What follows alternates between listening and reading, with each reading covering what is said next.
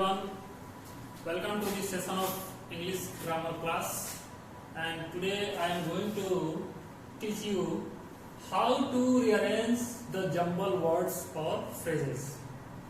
Jumble words को और jumble phrases को कैसे अरेंज किया जाता है, और ये 10 क्लास में 4 मार्क्स का क्वेश्चन एग्जाम में पूछा जाता है। तो आज इसी को देखेंगे कि ये हम लोग करेंगे कैसे। ठीक है, देखने में इजी भी लगता है लेकिन टफ भी होता है ये। तो इसको करने से पहले हम लोग को ये जानना होगा कि सेंटेंस को जब हम लोग अरेंज करेंगे तो किस हिसाब से करेंगे। तो जैसा कि आप सभी को पहले से भी पता होगा कि हम लोग का इंग्लिश का जो बेस स्ट्रक्चर जो होता है, इंग्लिश का कोई भी सेंटेंस हम लोग लिखते हैं तो उसका स्ट्रक्चर क्या होता है, ये सबको पता है कि सबसे पहले क्या लिखा जाता है, सब्जेक्ट को लिखा जाता है। उसके बाद क्या लिखा जाता है, ऑक्सिलरी वर्ब, उसके बाद वर्ब, उसके बाद ऑब्जेक्ट, उसके बाद अदर वर्ड्स। अब इस अदर वर्ड्स में कुछ भी आ जाएंगे। तो इस हिसाब से, इस स्ट्रक्चर के अकॉर्डिंग इंग्लिश का कोई भी सेंटेंस अरेंज किया जाता है। तो इसको ये जानने से पहले थोड़ा सा हम लोग ये जान लें कि ये सब्जेक्ट यहाँ पे लिख दिया गया है। इस सब्जेक्ट का मतलब क्या। अगर कोई वर्ड्स दिए गए हैं तो सबसे पहला काम होता है सब्जेक्ट को पहचानना। यही सबसे मेन चीज है। सब्जेक्ट को पहचानेंगे कैसे। सब्जेक्ट को तब पहचानना आसान हो जाता था जब हम लोग के पास सेंटेंस, एक मीनिंगफुल सेंटेंस ऑलरेडी पहले से दिया जाता था, तो उसमें सब्जेक्ट पहचानना इजी हो जाता था, क्योंकि हम लोग वर्ब से क्वेश्चन कर लेते थे। लेकिन यहाँ पे तो सब इधर उधर दिया हुआ है, इसको रीअरेंज करना है। सब्जेक्ट को पहचानना है कि भाई कौन सा वर्ड सब्जेक्ट का काम यहाँ पे करेगा, किसको कहाँ पे अरेंज करें जिसका कि एक परफेक्ट मीनिंग निकले। तो इन सब चीजों को ध्यान में रखते हुए सब्जेक्ट पहचानने का सबसे पहला जरूरत होता है। तो एक चीज बताओ, ये सब्जेक्ट बनता क्या क्या चीज से है, या सब्जेक्ट के स्थान पे क्या चीज आता है, ये सबसे इंपॉर्टेंट चीज है। सब्जेक्ट 2 ही चीजों से बनता है, यानी सब्जेक्ट के स्थान पे क्या आएगा, या तो नाउन और या तो प्रोनाउन। ये चीज दिमाग में एकदम फिट कर लेना है कि सब्जेक्ट के स्थान पे या तो नाउन आएगा या तो प्रोनाउन आएगा। क्लियर, पहला चीज ये क्लियर हो गया। तो नाउन प्रोनाउन भी जानना जरूरी होगा। पार्ट्स ऑफ स्पीच तुम लोग ऑलरेडी पहले पढ़ चुके होंगे। नाउन आराम से पहचान जाते होंगे, प्रोनाउन पहचान जाते होंगे, लेकिन उतना आराम से नहीं पहचान पाओगे। प्रोनाउन पहचानना तो आसान है लेकिन नाउन पहचानना मुश्किल है, क्योंकि नाउन केवल नेमिंग वर्ड ही नहीं होते हैं। ये क्या होते हैं, आइडियाज और इमोशन को भी नाउन बोला जाता है, और इसीलिए बच्चों को नाउन पहचानने में प्रॉब्लम होता है। खैर, वो बाद में देखेंगे। नाउन प्रोनाउन हो गया सब्जेक्ट। ऑक्सिलरी वर्ब तो हर कोई पहचान जाएगा। ऑक्सिलरी वर्ब कौन कौन सा, बी के जितने भी फॉर्म हैं, बी के फॉर्म कौन कौन से होते हैं। ये जो टू बी वर्ब है, इस बी से निकले हुए फॉर्म है इज, एम, आर। ये किसके, प्रेजेंट के। पास्ट के कौन से हुए, वाज, वर। फ्यूचर के कौन से हुए, विल, शैल। ठीक है, ये भी वर्ब हुए। उसके बाद डू वर्ब कौन सा हुआ, ये भी ऑक्सिलरी वर्ब में आता है। तो डू ऑलरेडी पता होगा, do, does, did, auxiliary verb के हिसाब से डू, डज, डिड। उसके बाद एक और बचता है, वो है हैव का फॉर्म। हैव का फॉर्म में ऑक्सिलरी वर्ब कौन सा आता है, हैव, हैज, हैड। ये हुआ है। तो कितने हुए, 1 2 3 4 5 6 7 8 9 10 11 12 13। लेकिन होते कितने हैं, 23 होते हैं ऑक्सिलरी वर्ब। अब सोचोगे 23 कहां से आ गए। तो जितने भी मॉडल्स होते हैं वो सारे के सारे ऑक्सिलरी वर्ब जैसा ही काम करते हैं। तो can, could, may, might, shall, should, will, would, ought to, dare, need, ये सारे के सारे कैसा काम करेंगे, ऑक्सिलरी वर्ब का यूज के रूप में किए जा सकते हैं। ठीक, तो ऑक्सिलरी वर्ब हो गया। वर्ब आराम से पहचान लोगे, कोई एक्शन वर्ड होगा। पहचान में आ जाएगा, जिससे किसी काम का होना पता चले।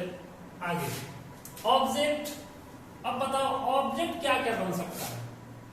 सब्जेक्ट तो हमने जान लिया कि नाउन और प्रोनाउन बन सकता है, ऑब्जेक्ट क्या क्या बन सकता है। तो ऑब्जेक्ट भी जब भी बनेगा तो नाउन या प्रोनाउन ही बनेगा, यानी नाउन और प्रोनाउन को एक यही काम दिया गया है कि भाई तुम जब भी किसी सेंटेंस में रहोगे तो या तो सब्जेक्ट बन के जाओगे या तो ऑब्जेक्ट बन के जाओगे। अब इसका मतलब तुम लोग ये मत समझ लेना कि सब्जेक्ट और ऑब्जेक्ट के अलावे फिर कहीं कोई नाउन आएगा ही नहीं, ऐसा नहीं है। मेरा कहने का मतलब यह है कि सब्जेक्ट और ऑब्जेक्ट का जो स्थान है उस स्थान पे जब भी आएगा तो नाउन और प्रोनाउन ही आएगा। ये क्लियर हो गया। अदर वर्ड्स में तुम्हारा प्रीपोजिशन आ सकता है, कंजंक्शन आ सकता है, उसके बाद इंटरजेक्शन, इंटरजेक्शन तो वो कहीं भी आ सकता है इसमें इंटरजेक्शन। उसके बाद एडवर्ब आ सकता है। एडवर्ब कहाँ आएगा, एडजेक्टिव कहाँ आएगा, उसके लिए छोटा सा स्ट्रक्चर मैं बता रहा हूं तुम लोगों को, उसको भी थोड़ा सा समझ लो। ये क्लियर हो गया सबको। Actually verb do does did वाला देखते हैं। एक स्ट्रक्चर कहता है सब्जेक्ट, सब्जेक्ट स्टार्टिंग में रख दिए प्लस एक्जुअली वर्ब हो गया प्लस वर्ब हो गया प्लस। अब मान लो यहाँ पे कोई ऑब्जेक्ट आया हुआ है और ऑब्जेक्ट आ गया और एक एडजेक्टिव भी वर्ड आ गया, तो उस एडजेक्टिव को कहाँ रखेंगे। तो एडजेक्टिव के बारे में तुम लोगों को पता होगा, एडजेक्टिव कौन सा वर्ड है, एडजेक्टिव का काम क्या है। देखो अरेंजमेंट करते समय ये जो भी पार्ट्स ऑफ स्पीच होते हैं, क्योंकि सेंटेंस पार्ट्स ऑफ स्पीच से ही बना होता है। पार्ट्स ऑफ स्पीच में जितने भी एक पार्ट्स ऑफ स्पीच हैं और उसके अलावे एक आर्टिकल यानी डिटरमाइनर, उन सभी को लेके ही कोई सेंटेंस मीनिंगफुल सेंटेंस बनता है। ठीक है, तो उसमें पार्ट्स ऑफ स्पीच में जितने भी नाउन का काम पता होना चाहिए, प्रोनाउन का, वर्ब का, एडजेक्टिव का, एडवर्ब का, कंजंक्शन, प्रीपोजिशन, आर्टिकल, इन सब का वर्क पता होना चाहिए, तभी जाके तुम कोई मीनिंगफुल सेंटेंस को अरेंज कर सकते हो। तो मैं यह बोला था कि ऑब्जेक्ट, ऑब्जेक्ट तो नाउन या प्रोनाउन होगा। अब कोई वर्ड आ गया एडजेक्टिव, एडजेक्टिव को कहाँ रखेंगे। तो एडजेक्टिव एक ऐसा वर्ड होता है जो नाउन या प्रोनाउन को क्या करता है, क्वालिफाई करता है।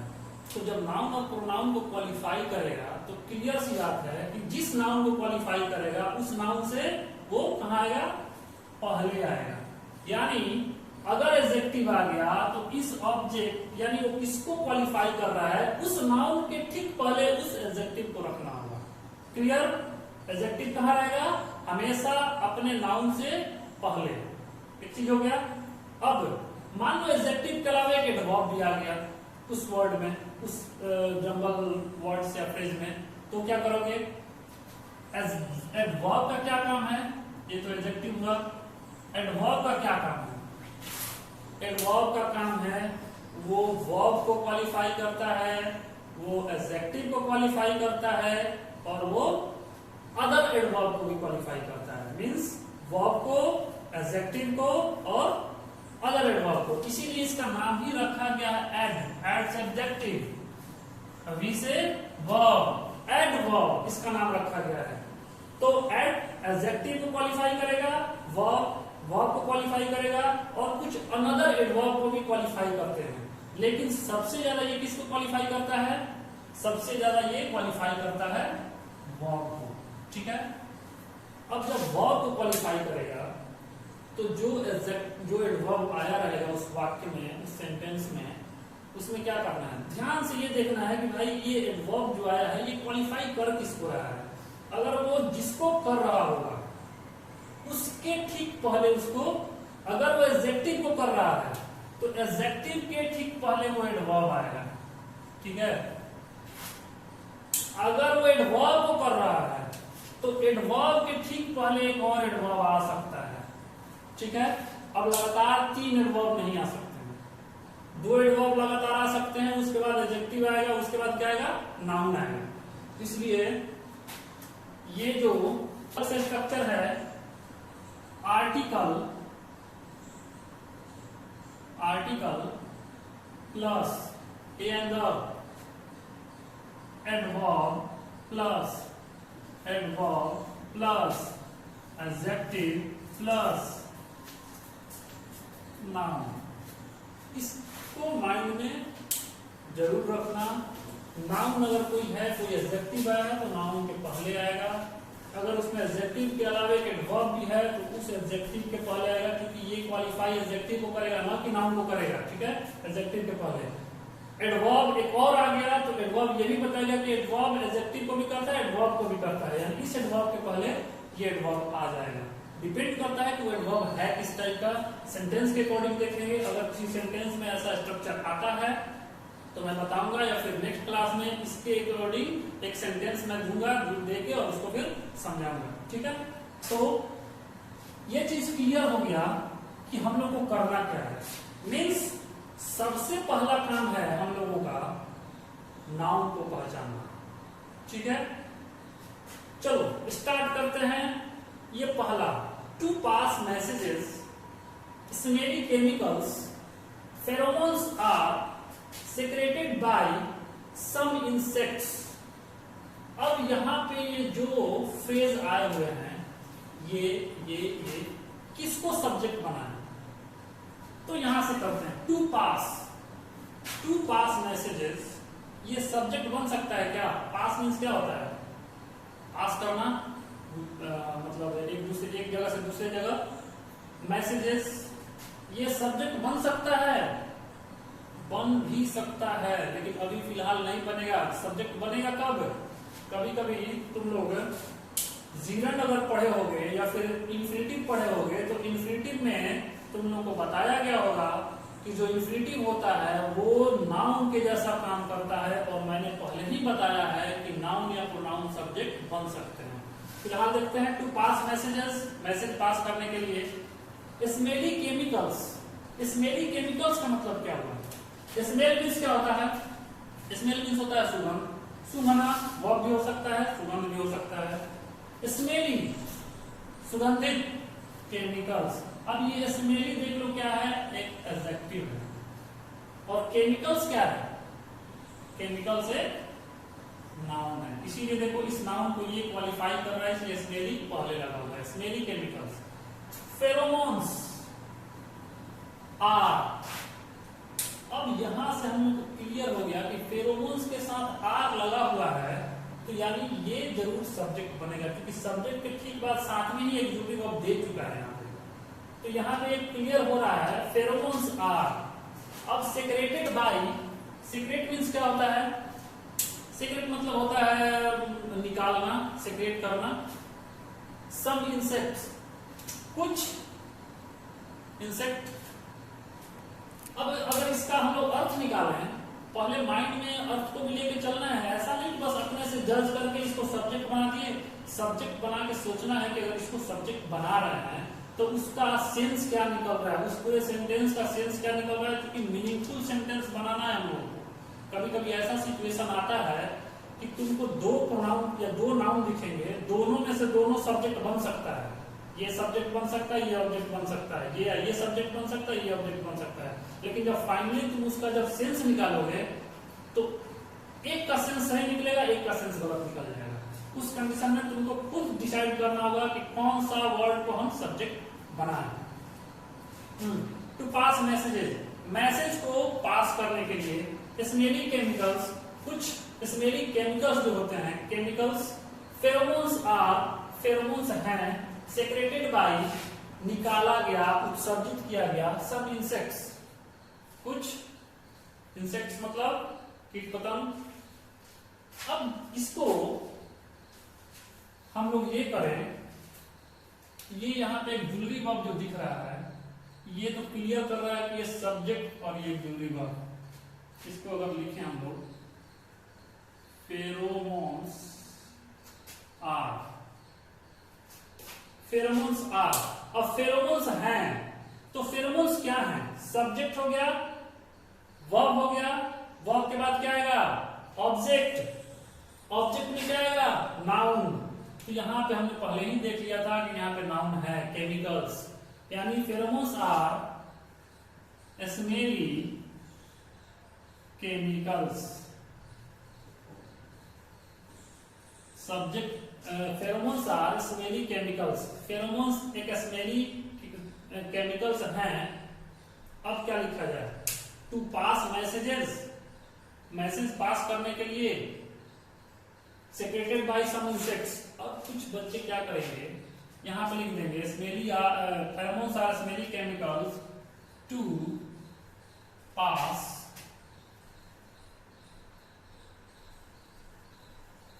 messages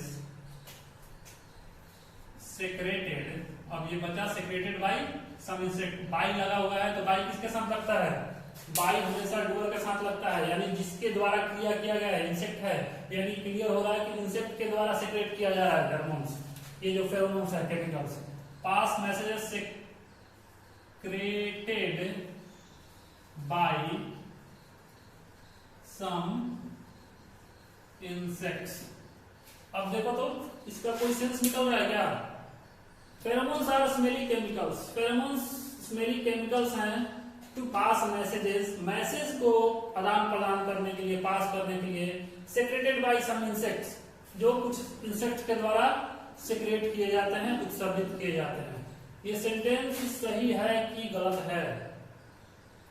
तुम लोगों को लग रहा होगा कि नहीं सही दिख रहा है, लेकिन एक चीज का ध्यान देना, ये जो सेक्रेटेड बाय सम इंसेक्ट्स, इसका यहाँ पे अर्थ ये है, pheromones are smelly chemicals to pass messages which is secreted by some insects, जो कुछ इंसेक्ट्स के द्वारा सेक्रेट किए जाते हैं. तो बताओ ये यहाँ पे इस मैसेज के बाद ये होना चाहिए या फिर ये केमिकल्स के बाद होना चाहिए? ये हमारा जो एक फ्रेज है सेक्रेटेड बाय सम इंसेक्ट्स, ये कौन सा फ्रेज है? ये फ्रेज है एडजेक्टिव फ्रेज. ये रिलेटिव रिलेशन बताएगा, ये सेक्रेट करता कौन है. तो अगर इस प्रकार से कोई अरेंज कर रहा है तो इसका सेंस ये हो गया कि ये मैसेज सेक्रेट किया जाता है इंसेक्ट के द्वारा. To pass messages secreted by some insects, ये गलत हो जाएगा. इस सेक्रेटेड बाय सम इंसेक्ट को कहां लाना पड़ेगा? केमिकल्स के ठीक बाद, क्योंकि केमिकल सेक्रेट किया जा रहा है.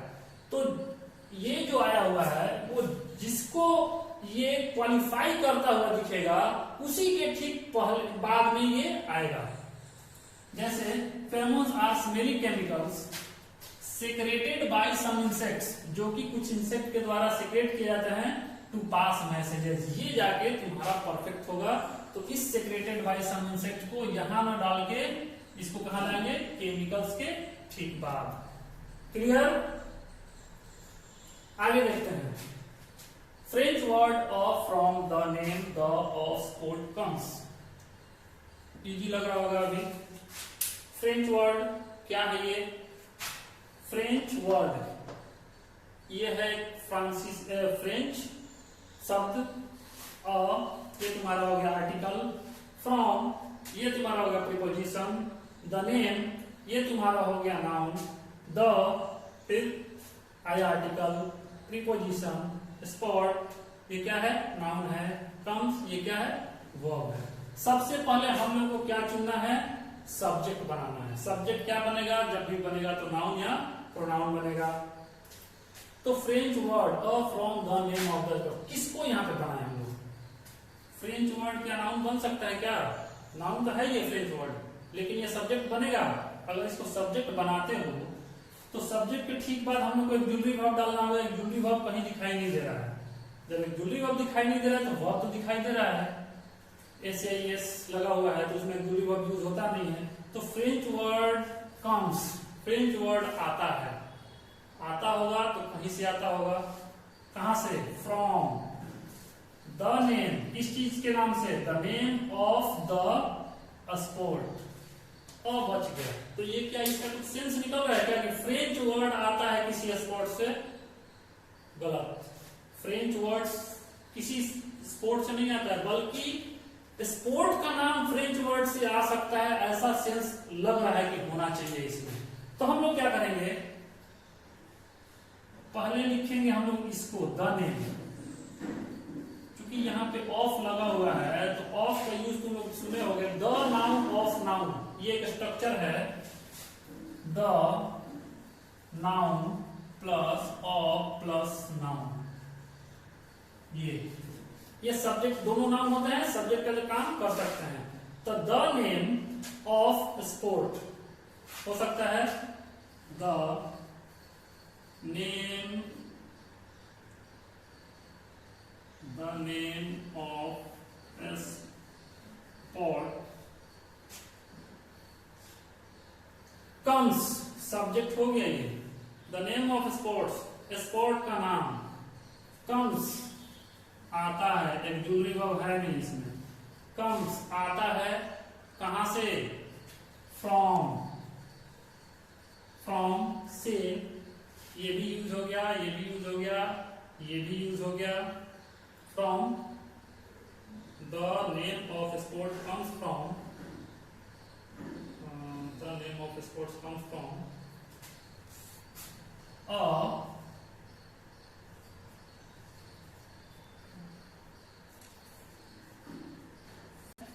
the name of sport comes from a French word, एक फ्रेंच शब्द से स्पोर्ट का नाम, खेल का नाम आया, आता है या आता होगा, जो भी हो। तो इस प्रकार से सब्जेक्ट को, वर्ब को और प्रीपोजिशन को, ऑब्जेक्ट को सजा के इस प्रकार से किया जाता है। कि यहाँ पे एक ये बच रहा है, ठीक है, ये आर्टिकल है। आर्टिकल कहाँ लगता है? आर्टिकल लगेगा नाउन के पहले। तो यहाँ पे एक आर्टिकल तो ठीक है यहाँ लग गया है, एक आर्टिकल यहाँ लग गया है, ये बच रहा है। तो ऐसा करते हैं, ये जो है ये आएगा यहाँ पे, the name of a sport, ये आ गया यहाँ पे और द आएगा यहाँ पे। नेम ऑफ अ स्पोर्ट, एक खेल का नाम आता है फ्रॉम द फ्रेंच वर्ड, एक फ्रेंच वर्ड से। इसका सेंस क्लियर हो गया। एक एक वर्ड का ध्यान रखना होगा, बाय मिस्टेक जैसे अभी ये द छूट गया मेरे से, छूटना नहीं चाहिए। अगर छूट जाएगा फिर सेंस तो निकलेगा, लेकिन उस सेंटेंस में जो मार्किंग है वो तुम्हारा काट दिया जाएगा, ठीक है। तो इसको बड़ा ध्यान से करना होता है। तो ये हो गया। अब देखते हैं अगला, does why reddish orange the rising sun setting और अपीयर। इसमें देखो does auxiliary verb, why interrogative pronoun, reddish, reddish क्या है? एडजेक्टिव है। ऑरेंज कलर है तो एडजेक्टिव है, कलर है तो एडजेक्टिव है। द राइजिंग, द राइजिंग क्या हो सकता है? राइज उगना, सेट अस्थना डूबना, लेकिन आईएनजी लगा हुआ है। आईएनजी लगा हुआ है तो ये पार्टिसिपल है। जब वर्ब में आईएनजी लग जाता है तो वो पार्टिसिपल फॉर्म में होता है। ये पार्टिसिपल तुम लोग को नॉन फिनाइट में पढ़ाया गया होगा, अगर नहीं पढ़ाया गया होगा तो उसका मैं पार्टिसिपल का एक वीडियो बनाने वाला हूं, अगर वो बना लूंगा तो उसमें तुम लोग समझ जाना। द राइजिंग सेटिंग, ठीक है। ये तुम्हारा हो गया पार्टिसिपल, ये तुम्हारा हो गया पार्टिसिपल, ये हो गया तुम्हारा नाउन, ये हो गया तुम्हारा, और क्या है? कंजंक्शन है। और एपियर, एपियर क्या है? वर्ब है, ठीक है। तो सबसे पहला चीज हम लोग देखेंगे इसमें सब्जेक्ट किसको लाया जाए। जब वाई दिख गया, इतना तो क्लियर है कि ये सेंटेंस इंट्रोगेटिव सेंटेंस का है, और इंट्रोगेटिव सेंटेंस में डब्ल्यूएच वर्ड पहले आएगा। तो पहला हम लोग लिख दिए वाई। अब वाई आया तो इंट्रोगेटिव सेंटेंस में इंट्रोगेटिव वर्ड के जस्ट बाद एक एक्जुलेटरी वर्ब आता है। एक्जुलेटरी वर्ब इसमें कहीं नहीं दिखाई दे रहा है, यहां पे दिखाई दे रहा है, वाई डज। इसको तुम लोग स्मॉल कर लेना, सॉरी ये स्मॉल ही देता है, कैपिटल कभी स्टार्ट नहीं करता है, हमेशा स्मॉल से, कंफ्यूज करने के लिए। अगर कैपिटल से स्टार्ट हो गया तो बच्चे उससे क्या होता है कि कुछ गेस कर लेते हैं, कहते हैं ये कैपिटल दिया है, इसको पहले स्टार्ट कर दें। इसलिए सारे के सारे क्या देंगे, ये फ्रेंच इसलिए कैपिटल दिया हुआ है इसलिए कि ये नाउन है, और कोई भी प्रॉपर नाउन हमेशा कैपिटल होता है, इसलिए ये कैपिटल दिया, बाकी ऐसे कैपिटल देगा नहीं। डज, तो वाई डज हो गया, वाई डज। अब सब्जेक्ट किसको लें? कोई नाम होना चाहिए, ये है नहीं, ये है नहीं, ये है नहीं, ये है नहीं, वो है नहीं, ये बचा। नाउन। व्हाई डज सन। अब नाउन हो गया ये, तो ये राइजिंग और सेटिंग ये क्या चीज है? ये मैंने अभी जस्ट बताया पार्टिसिपल है। और पार्टिसिपल किसको बोलते हैं? पार्टिसिपल दो प्रकार के होते हैं, एक प्रेजेंट पार्टिसिपल, एक पास्ट पार्टिसिपल। पार्टिसिपल एक ऐसा वर्ब है जो कि एडजेक्टिव के जैसा काम करता है। कैसा काम करता है? एडजेक्टिव के जैसा। किसी सेंटेंस में वो नाउन को क्वालिफाई करते हुए दिखेगा, वो होकर क्या, वो एडजेक्टिव नहीं होगा, वो होता वर्ब है लेकिन एडजेक्टिव के जैसा काम करता है, उसमें आईएनजी लगा होता है। यानी राइजिंग और सेटिंग आईएनजी लगा हुआ है, पार्टिसिपल है, एडजेक्टिव के जैसा काम करेगा, तो किसके पहले आना चाहिए? नाउन को क्वालिफाई करेगा। तो व्हाई डज द राइजिंग मतलब उगता हुआ, और सेटिंग या डूबता हुआ। कंजंक्शन जहां भी आएगा, ये ध्यान देना कि कंजंक्शन क्या है?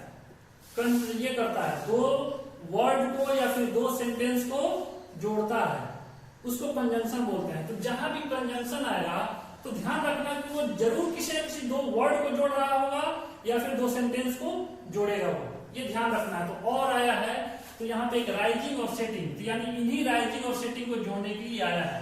तो यहाँ पे हम लोग सन न लिख के, सन तो लिखना चाहिए था लेकिन ये इसको कहाँ ले जाए? ये तो एडजेक्टिव का काम कर रहा है, एडजेक्टिव का काम कर रहा है, तो नाउन के जस्ट पहले आना चाहिए। यानी यहाँ पे हटा के व्हाई डज द